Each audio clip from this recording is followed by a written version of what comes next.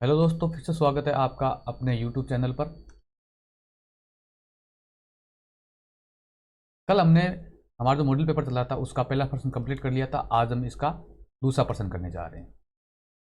तो दूसरा प्रश्न क्या है, देखो कि निम्नलिखित प्रश्नों 1 से 6 में रिक्त स्थानों की पूर्ति करते हुए उत्तर पुस्तिका में लिखिए।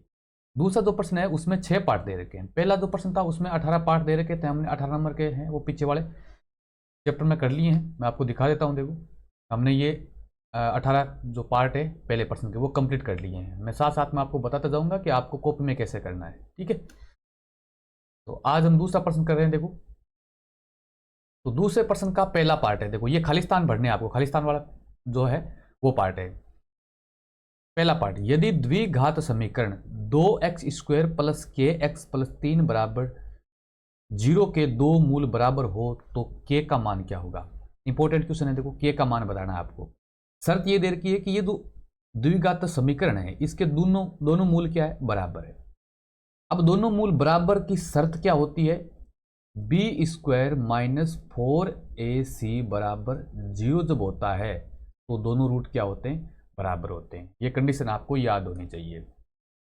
यहां b का मान क्या है, k, तो k का स्क्वायर माइनस 4 इंटू ए का मतलब है जो x² का गुणांक है। x² का गुणांक कितना है, 2, तो यहां आ जाएगा 2 इंटू सी की वैल्यू कितनी है यहां पर 3, तो 3 बराबर 0। यानी हमने क्या किया,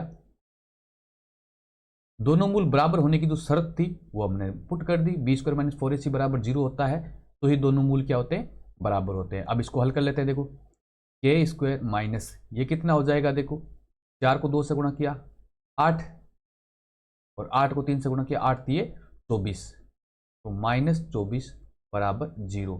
तो k की वैल्यू क्या हो जाएगी, k² बराबर क्या हो जाएगा 24, उधर जाके प्लस का तो 24, और k² का मान 24 है तो k का मान कितना हो जाएगा 24 का रूट। जब इधर से स्क्वायर हटाएंगे तो सामने क्या लग जाएगा, रूट लग जाएगा। अब ये जो 24 है इसको हम क्या लिख सकते हैं, 8 इंटू 3 का रूट, सॉरी इसको हम लिख सकते हैं 6 इंटू 4, 6 चौके 24 होता है, तो 4 का रूट हो जाएगा, 2 रूट बाहर आ जाएगा और 6 अंदर आ जाएगा, यानी 6 रूट 2 रूट 6 आ जाएगा। तो k की वैल्यू कितनी आ जाएगी, 2 रूट 6 आ जाएगी। फिर से बता रहा हूं मैं, देखो आपको क्या करना है, समीकरण जो दे रखी है उसके दोनों मूल बराबर है, दोनों मूल बराबर होने की जो शर्त थी वो हमने यहाँ पर लिख दी और इसमें मान रख दिया और हमारा उत्तर आ गया। तो दूसरा जो प्रश्न है, दूसरा प्रश्न है यहाँ पर देखो कैसे लिखेंगे, उत्तर पुस्तिका में कैसे लिखेंगे। उत्तर पुस्तिका में क्या करना है आपको, एक लाइन छोड़ के और प्रश्न नंबर 2 लिखेंगे, प्रश्न नंबर 2 और उत्तर लिखेंगे। उत्तर पहला, पहले में जो उत्तर आया वो सीधा उत्तर लिख देंगे आप, 2 रूट 6, यानी के का मान कितना आया, के बराबर 2 रूट 6 आया है, ठीक है। नेक्स्ट दूसरा पार्ट देखते हैं। देखो दूसरे प्रश्न का दूसरा पार्ट, समांतर श्रेणी 1/15, 1/12, 1/10 आगे चलती जा रही है का सार्वंतर पूछा है।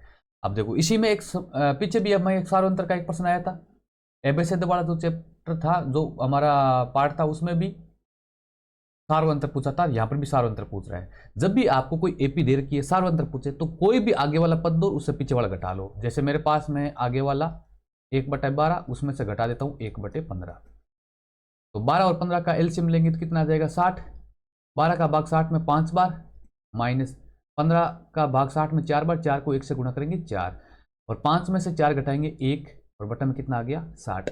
तो इनका एलसीएम कितना आ गया, सॉरी सार्वंतर कितना आ गया 1/60। अब कुछ बच्चे क्या करते हैं, यहीं खालिस्तान में इसको भर देते हैं और कॉपी में नहीं करके आते हैं। तो ये ध्यान रखना, आपको इसको पेपर में नहीं करना है, कॉपी में लिखना है। तो दूसरे प्रश्न का दूसरा पार्ट, दूसरे प्रश्न का दूसरा पार्ट हमें क्या पूछा था, सार्वंतर। तो सार्वंतर कितना आया हमारा 1/60, तो यहां हमने लिख दिया 1/60, ठीक है। तीसरा देखो, सर्वसमीका सेक स्क्वायर थीटा माइनस 1 बराबर क्या होता है। अब देखो त्रिकोणमिति में 3 सर्वसमीकाएं हैं, इंपॉर्टेंट है, तीनों को अच्छे से याद कर लेना, एक पक्की आपको एग्जाम में पूछी जाएगी। 3 सर्वसमीका है। पहले सर्वसमीका है sine square theta plus cos square theta बराबर 1। दूसरी होती है हमारी क्या, 1 प्लस टेन स्क्वायर थीटा बराबर सेक स्क्वायर थीटा। तीसरी होती है 1 प्लस कोट स्क्वायर थीटा बराबर कोसेक स्क्वायर थीटा। ये 3 सरोसिमिका हैं और यहां से 1% पक्का आएगा, आप इसको अच्छे से याद कर लेंगे।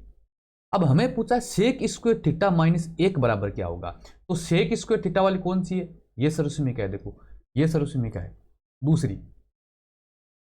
तो यहां पर सेक स्क्वायर थीटा माइनस 1 है, हमें क्या दे रखा है 1 प्लस टेन स्क्वायर थीटा बराबर सेक स्क्वायर थीटा दे रखा है। ये रफली कर रहा हूं मैं, जब मैं एक को उधर भेजूंगा, एक इधर प्लस का उधर जाके माइनस का हो जाएगा, तो इधर क्या बच जाएगा 10।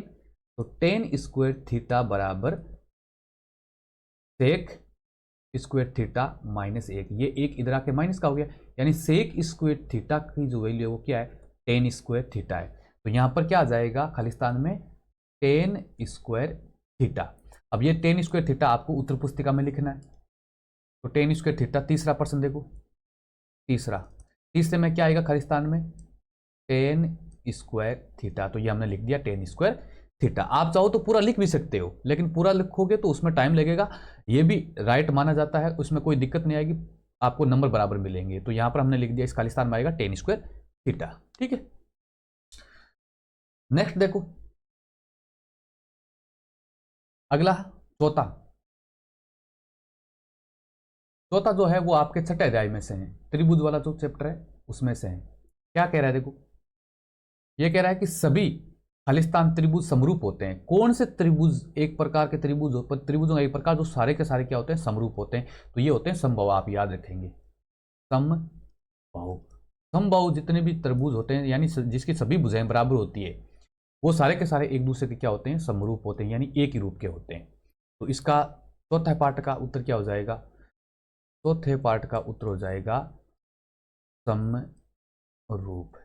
तो क्या हो जाएगा, समरूप। ठीक है, नेक्स्ट 5वां देखो, वृत्त तथा उसके स्पर्श रेखा के उभयनिष्ठ बिंदु को खालिस्तान कहते हैं। एक वृत्त है, इसका ये बिंदु और एक स्पर्श रेखा है, इसका उभयनिष्ठ बिंदु, ये बिंदु क्या कहलाता है, तो हम जानते हैं सारे क्या कहलाता है, स्पर्श बिंदु कहलाता है। तो ये क्या हो जाएगा, स्पर्श बिंदु। लेकिन आपको ये पेपर में नहीं लिखना है, आपको उत्तर पुस्तिका में लिखना है। तो यहां पर आ जाएगा 5वां, तो क्या बोलते हैं, स्पर्श बिंदु। स्पर्श रेखा और वृत्त का जो उभयनिष्ठ बिंदु होता है उसको क्या बोलते हैं, स्पर्श बिंदु बोलते हैं। ठीक है, नेक्स्ट देखो छठा क्या है, एक पासे को एक बार उछालने पर सम अंक आने की प्रायिकता खालिस्तान होगी। एक पासे को जब एक बार फेंकते हैं तो सम अंक आने की जो प्रायिकता है वो पूछी हमें। तो हम जानते हैं एक पासे को फेंकते हैं तो टोटल कितनी संभावनाएं होती है, 6। या तो 1 आएगा, या 2, या 3, या 4, या 5, या फिर 6। ये टोटल तो 6 संभावना होगी। अब ये कह रहा है कि सम अंक आने की प्रायिकता, इनमें से सम अंक कौन कौन से है, देखो इसमें जो सम अंक है वो है 2, 4, 6, यानी 3 सम है इसमें से। तो हमारे फेवर में जो है कितने परिणाम है, 3 परिणाम है, और टोटल कितने 6। तो 3/6 यानी काटोगे 3 से 1 बार और ये कट जाएगा 2 बार, 1/2। तो सम अंक आने की प्रायिकता कितनी होगी, 1/2 होगी। तो इसमें क्या आ जाएगा, 1/2। यानी छठे में देखते हैं क्या आ जाएगा, छठा पार्ट है, इसमें प्रायिकता आई 1/2। ठीक है, तो ये आपका छठा पार्ट हो गया। तो दूसरा प्रश्न जो है वो आपका कंप्लीट हो गया। कल हम तीसरा प्रश्न करेंगे, नेक्स्ट क्लास है वो, उसमें तीसरा प्रश्न करेंगे। कोई दिक्कत आ रही है तो आप कमेंट में जरूर बताएंगे, और वीडियो अच्छा लगा है तो शेयर कर दीजिए अपने दोस्तों के साथ, और चैनल है वो सब्सक्राइब कर दीजिए। Thank you.